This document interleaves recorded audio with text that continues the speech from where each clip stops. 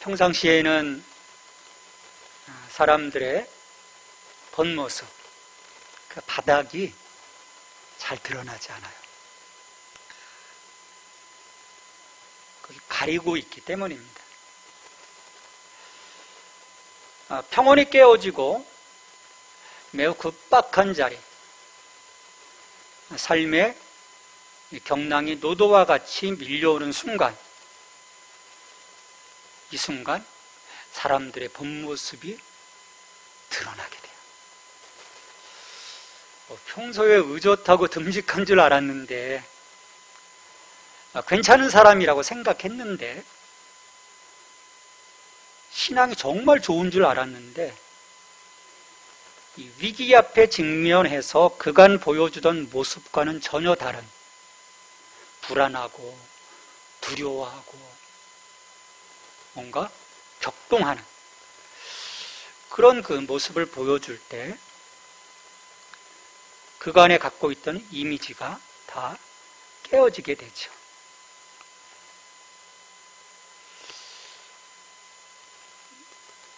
그런 경험들을 하고 나면 자기의 그 바닥이 다 드러나고 나면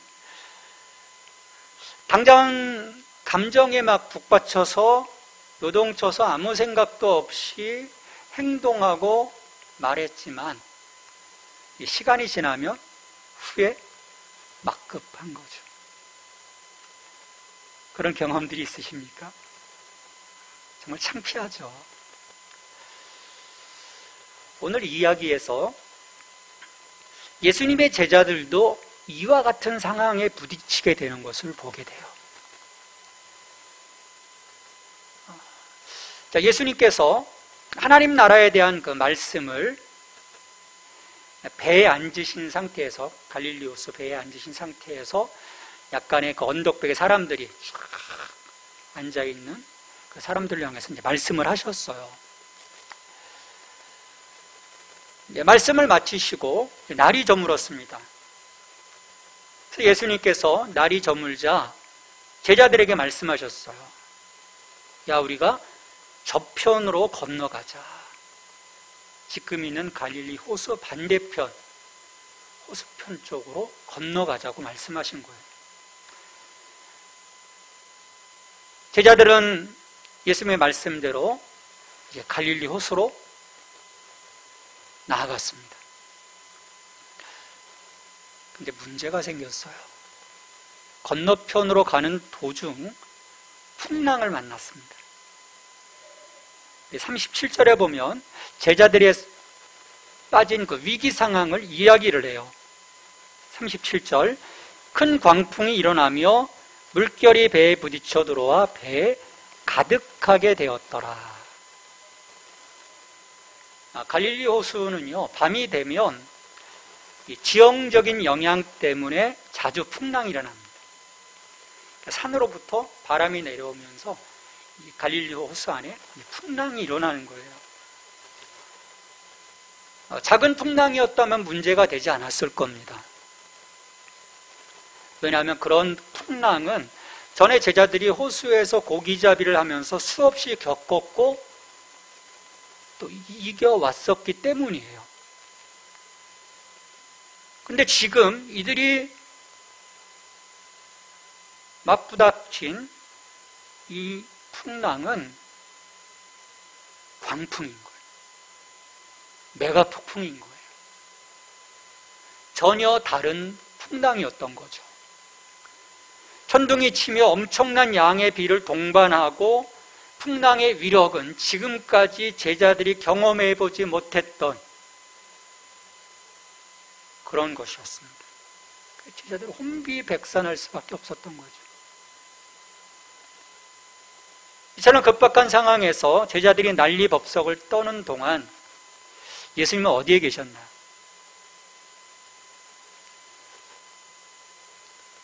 제자들과는 달리 예수님은 배의 고물이 어딘지 아시죠? 배의 뒤편입니다. 배의 뒷부분에서 또 배기까지 베시고 혼이 주무시고 계셨어요. 예수님이 말씀을 하루 종일 하시느냐고 피곤하셨던 걸까요? 풍랑으로 배가 요동침에도 아랑곳하지 않고 곤히 주무시는 이 모습을 보면서 제자들은 당황했습니다. 위기 상황에서 전혀 반응하지 않고 주무시고 계시니 이 마음이 다급한 제자들이 예수님을 깨우고 예수님께 부르짖습니다. 선생님이여, 우리가 죽게 된 것을 돌보지 아니하시나이까? 제자들의 울부짖음은요, 사실 어떤 간청이라기보다는 자기들을 돌아보지 않는 것처럼 보이는 예수님을 향한 절망과 분노의 표현처럼 들려요. 뒤에 마가복음 4장 40절에서 예수님이 제자들을 질책하는 것을 보면 제자들의 어조가 어땠는지를 우리가 짐작해 볼 수 있죠. 아마도 얼이 빠져서 무슨 소리를 하는지도 모를 정도로 그냥 예수님께 부르짖었던 거예요. 바다의 풍랑에 대한 경험이 많은 제자들이 바다를 모르시는 이 예수님께로 가서 왜 예수님을 깨우며 자신들이 죽게 된 것을 돌보지 않는다고 말한 걸까요? 예수님은 어부 출신도 아닌데. 우리 영화 같은 데 보면 막 폭풍이 몰려올 때 그 선장이 앞에 서가지고 뭐 고물을 일으켜라, 이 닻을 내려라, 뭐를 저어라, 노를 저어라, 그러면서 막 그 풍랑, 그 삼각파도를 뚫고 나가는 그런 영화들을 우리가 본 적이 있는데 예수님이 그러실 분도 아닌데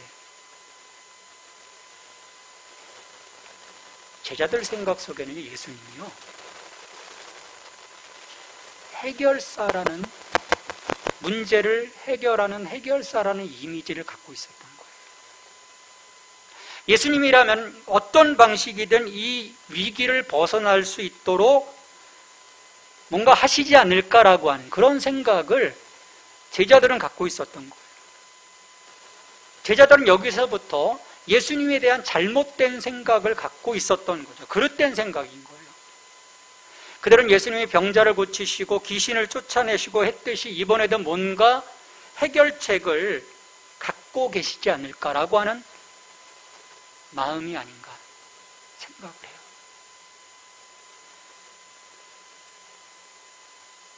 근데 우리 안에도요, 이런 인식이 있어요. 예수님이 단지 나의 문제를 해결해 주시는 해결사.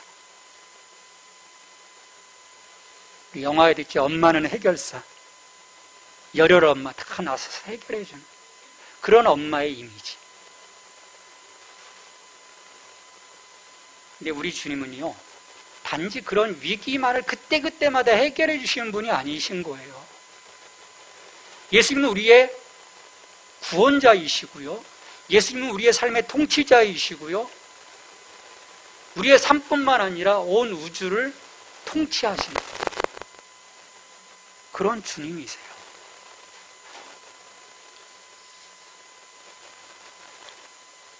근데 우리는 반대로 그때그때마다 뭔가 주님이 내게 해주시기를 원하는, 주님은 구원의 큰 그림을 갖고 가시는데, 나에 대한, 그리고 여러분에 대한 큰 그림을 갖고 가시는데, 우리는 단지 어떤 위기 앞에서, 고난 앞에서, 어떤 문제 앞에서 나의 이익이 흔들린다고 해서, 나의 안전이 흔들린다고 해서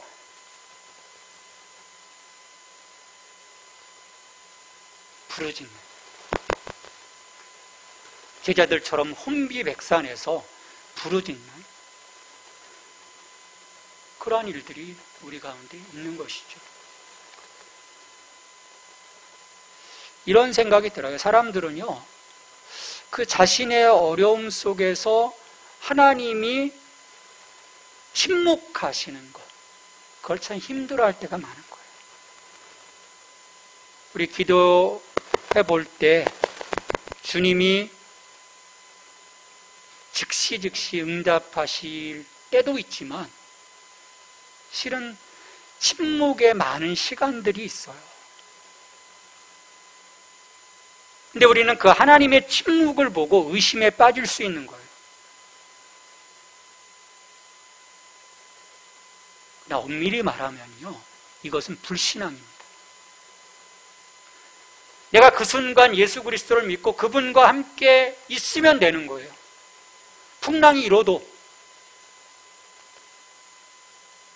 내 삶에 파도가 밀려 들어와 내가 침몰되는 그 순간까지도 내가 주님을 신뢰하고 주님과 함께 있으면 이 풍랑에 틀림없이 어떤 뜻이 있겠지. 주님을 신뢰함으로 우리가 그 순간을 버텨낼 수 있다면 그 속에서 우리는 새로운 은혜를 경험하게 될 것입니다. 이 거친 풍랑에도 일어나지 않으셨던 예수님이 살려달라는 제자들의 이 고함 소리에 일어나셨어요. 깨어나셨어요. 근데 어쩌면 먼저 깨어나셨는지도 몰라요. 그냥 제자들이 어찌하는지 모른 채 하고 누워 계셨을지도 모릅니다. 더 나아가서 이 풍랑 속으로 제자들을 들어가게 하신 게 아닐까라고 저는 생각을 해요. 그 일반적인 그 풍랑이 아닌 그들이 감당할 수 없는 풍랑 속으로 예수님이 제자들을 몰고 가신 거라고 저는 생각을 해요. 예수님은 일어나셔 아우성치고 있는 제자들을 향하여 바로 말씀하지 않으셨어요. 야, 이놈들아, 정신 차려라! 말씀하지 않으셨어요.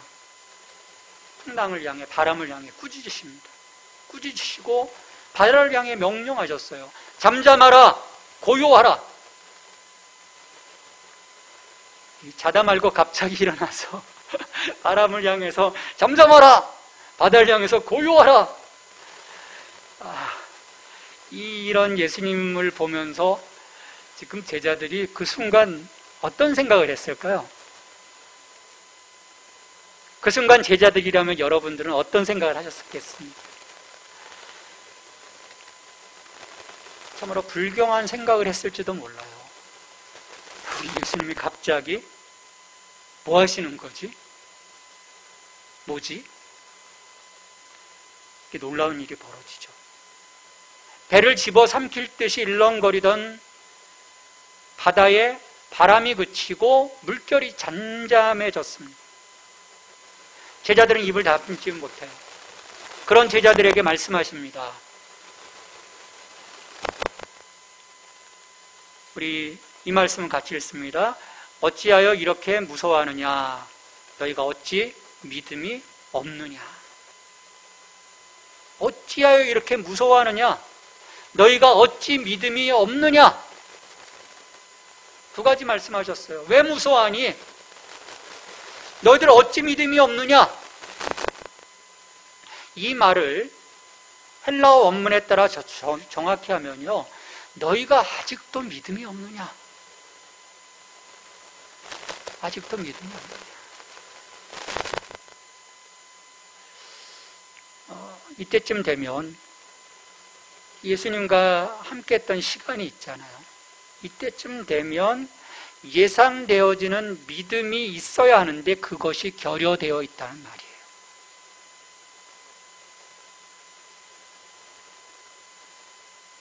단계마다 어떤 그 성장함의 열매, 기대되는 열매가 있거든요.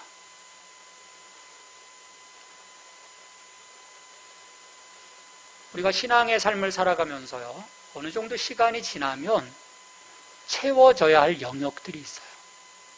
드러나야 할 그것에 걸맞는 실은 그 열매들, 그 향기가 필요한 거죠. 그래야 성숙했다고 말할 수 있어요. 부모들이 그렇지 않습니까? 자녀들이 태어나서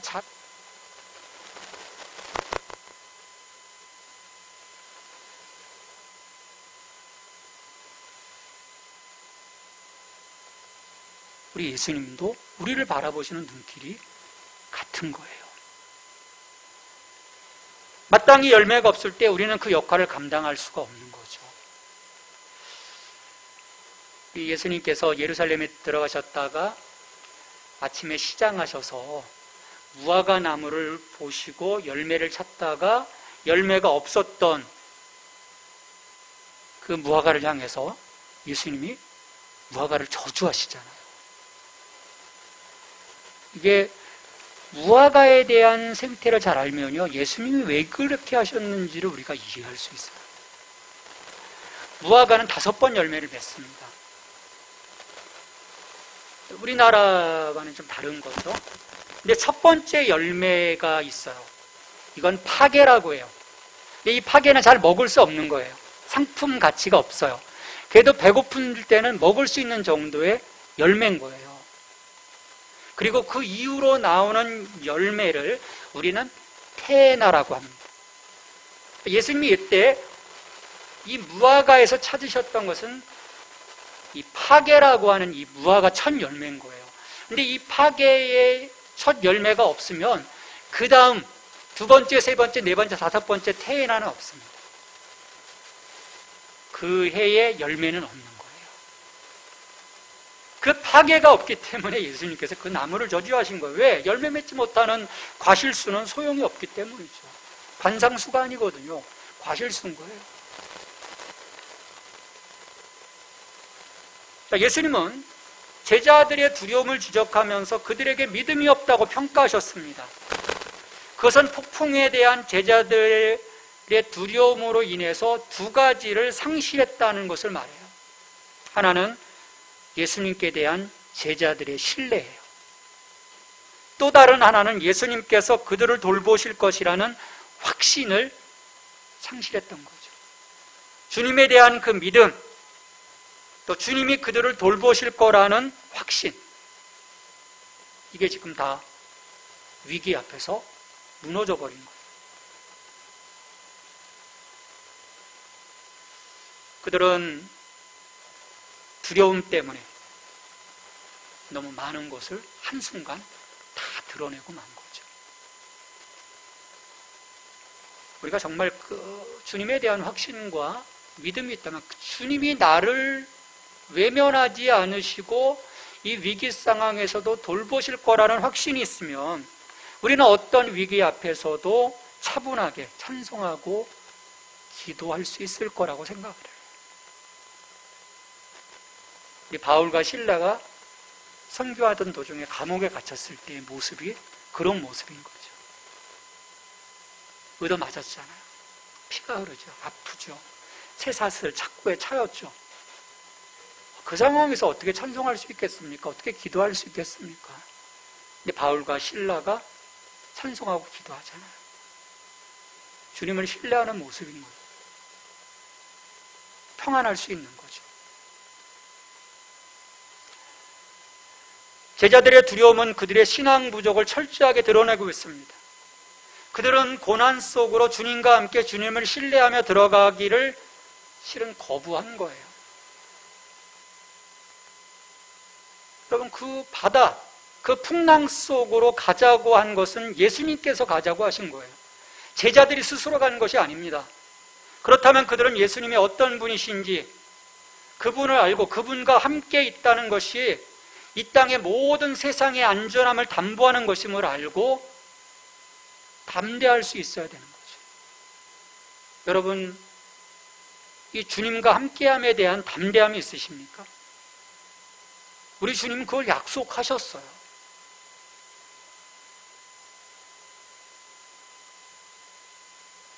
그러게 우리는요, 이 길을 뚫고 나가야 합니다.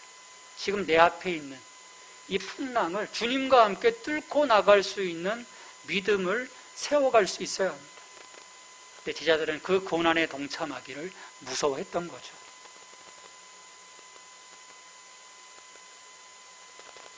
그리고 이들에게는 또 다른 허점이 드러나요. 그 상황 속에서 잠잠하라, 고요하라, 그 풍랑이 잠잠해지고 바람이 잠잠해지는 그 순간에 이 제자들은 또 다른 허점을 드러냅니다. 이 상황을 보니까요, 박수치고 감사하고 이야 주님 그래야 되는데 제자들이 지금 어때요? 갑자기 신적 임재에 대한 두려움이 막 박힌 거예요.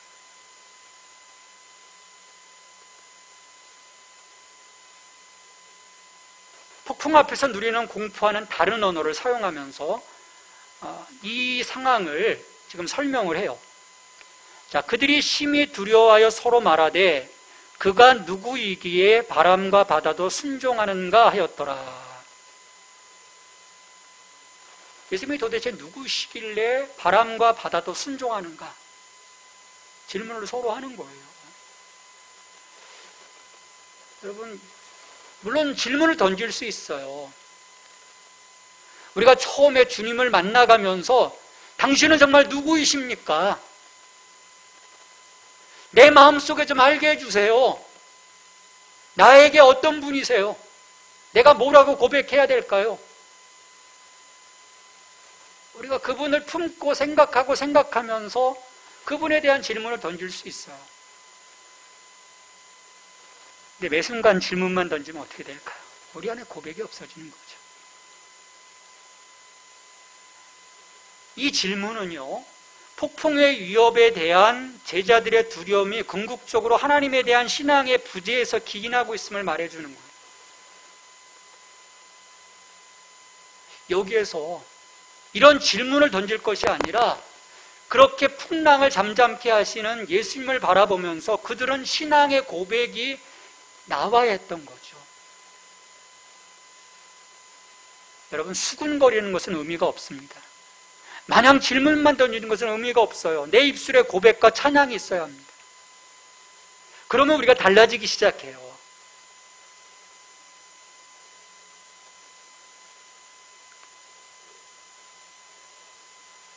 제자들에게서 광범위한 문제들이 드러나는 것을 보면서 이 여정을 통해 예수님은 세 가지 목적을 갖고 있었음을 볼 수 있어요. 하나는 제자들의 믿음을 테스트하시는 거죠. 또 둘째로는 제자들로 하여금 예수님이 누구이신지를 보여주시는 거죠. 세 번째는 제자들을 견고하게 하시는 거죠. 왜? 우리는 하나님 나라를 유업으로 받았습니다. 영원한 하나님 나라, 요동치지 말아야 되는 거죠. 그래서 히브리서 12장 28절에서 말씀합니다. 그러므로 우리가 흔들리지 않는 나라를 받았은즉 은혜를 받자. 이로 말미암아 경건함과 두려움으로 하나님을 기쁘시게 섬길지니.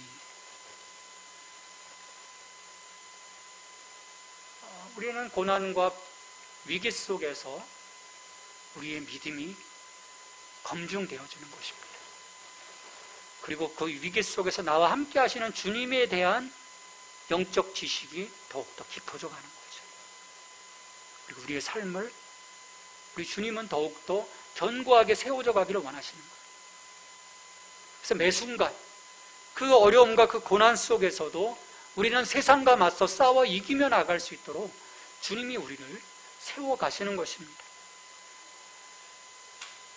그리스도인은요, 본래 고난의 어둠 속으로 그 예수님이 가신 그 길을 따라가는 것입니다. 그걸 넘어섰을 때 영광이 있는 것이죠. 우리의 십자가를 지고 주님의 그 길에 동참하는 것. 그래서 히브리서 13장 12절에서 말씀을 합니다. 우리 12절 13절 말씀 우리 같이 읽겠습니다. 자, 그러므로 예수도 자기 피로써 백성을 거룩하게 하려고 성문 밖에서 고난을 받으셨느니라. 그런즉 우리도 그의 치욕을 짊어지고 영문 밖으로 그에게 나아가자. 우리가 주님이 가셨던 것처럼 우리도 그분의 치욕을 짊어지고 영문 밖으로 나아갈 때, 세상 속으로 나아갈 때, 풍랑을 뚫고 세상 속으로 나아갈 때 나의 자그마한 위협과 고난과 풍랑에 잠겨버리는 것이 아니라 그것을 예수님과 함께 뚫고 나갔을 때 그 믿음의 사람은 교회 공동체 안에서 절망의 자리가 아닌 희망의 자리에, 희망의 사람으로 설 수 있는 것입니다. 이 마가는요, 우리 믿음의 대상인 예수 그리스도가 어떤 시련과 고난 중에서도 든든한 보장이 되시고 신뢰할 만한 분이라는 이 사실을 이 로마 제국의 그 핍박, 그 압제하에 있었던 그의 독자들에게, 청자들에게 지금 광하게 확신시켜주고 계시는 거예요. 마가복음의 청자가 바로 그 사람들이거든요. 로마 시대에 압제를 당하는 그 이방인들, 그들에게 주님이 이런 분이셔. 풍랑을 잠잠케 하시는 분이셔. 이 로마의 압제라는 이 풍랑으로부터 우리를 지켜주실 분이셔. 그걸 보여주는 거예요. 오늘도 풍랑이는 현실의 바닷속에서 그리스도인들은 예수님과 함께 있다는 것의 의미가 무엇인지를 분명하게 깨달을 수 있어야 합니다. 그렇지 못하면요, 우리가 누릴 수 있는 너무나도 고귀한 능력을 우리는 잃어버리는 거예요. 그 축복을 잃어버리는 거예요.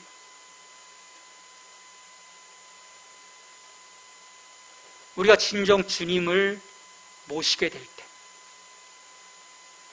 내가 두렵고 떨림으로 그분을 모시게 될 때, 이전에 우리를 두렵게 했던 그 모든 것들이 더 이상 우리에게 두려움이 되지 않음을 우리는 깨달을 수 있게 됩니다. 이 주님이 나와 함께 하시는 한, 내가 주님 알기 이전에 나를 힘들게 했고 내 삶에 두려움을 주었던 그 수많은 것들은요, 결코 내게 위협이 될 수 없는 거예요.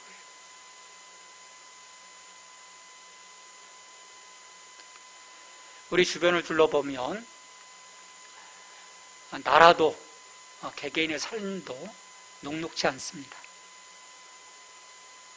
잠깐의 상황이 어디로 갈지 실은 예측하기도 어려워요. 이런 때에 내가 정말 믿음의 사람이라면 우리 믿음의 자리를 지킬 수 있어야 될 것입니다. 주님을 신뢰하고 주님과 함께 가면, 그 주님의 이름으로 내가 선포하면 우리 앞에 미친 듯이 달려들지도 모르는 광풍들을 멈출 수 있다라고 하는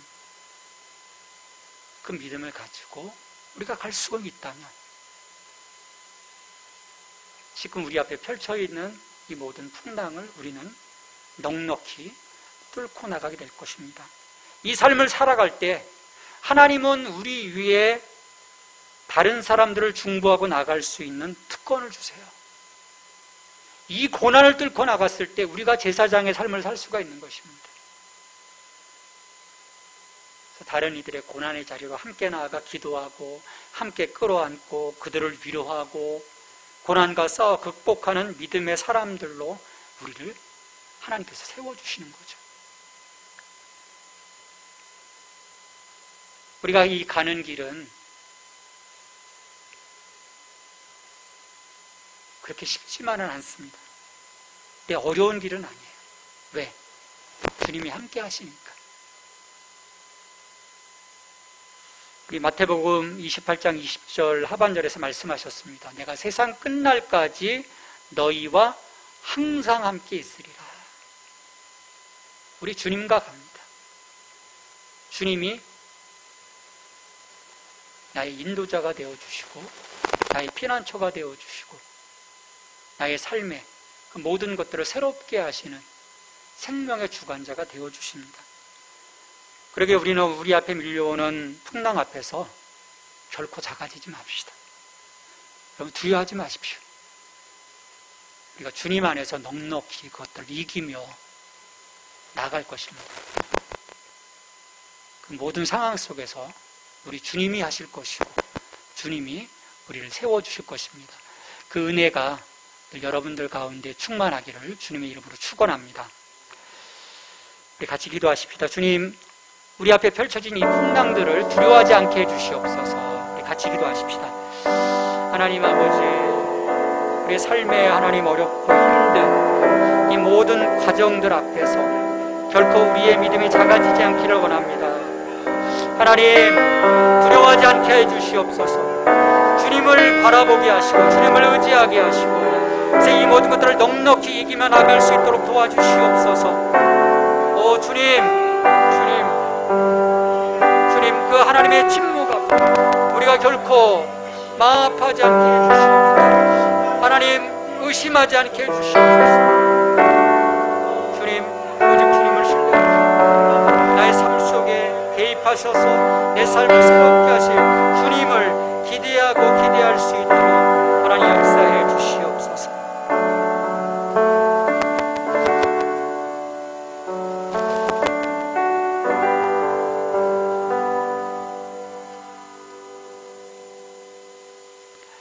하나님,